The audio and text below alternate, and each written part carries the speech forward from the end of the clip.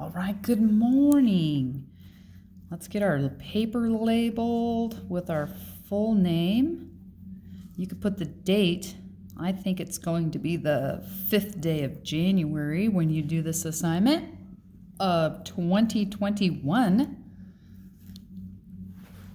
And this is box 1B from grid A2. All right, so this is going to be more work with the distributive property.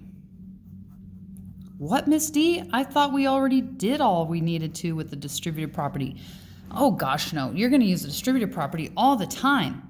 So instead of just doing numbers with the distributive property, like before we might have done 4 times 3 plus 1, which would equal, remember to do our fun little arrows, 4 times 3 plus 4 times 1. We're going to have some more variables in there. We're just going to be loading you up with variables. All right? Let's give some a try. Example 1.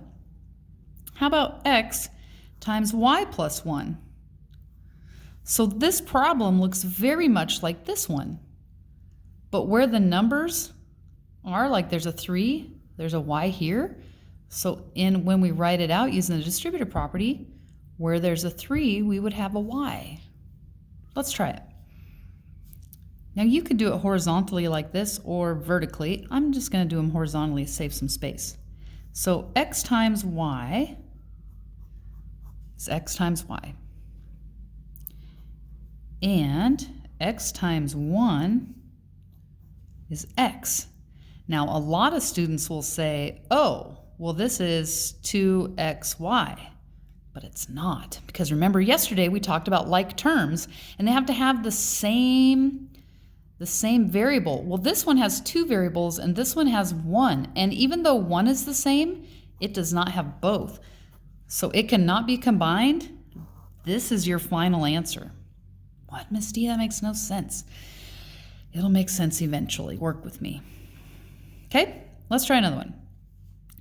Let's have maybe 3m plus n. Okay. Well, 3 times m, oh, we'll write this out differently here in a second, and then 3 times n, oh gosh, Miss D. 3 times n, you could write as 3m plus 3n. Does this equal 3mn? Or even 6mn? No. This is as far as it can go. Remember, if you have 3 goats and 3 pencils, you don't suddenly have 6 goats.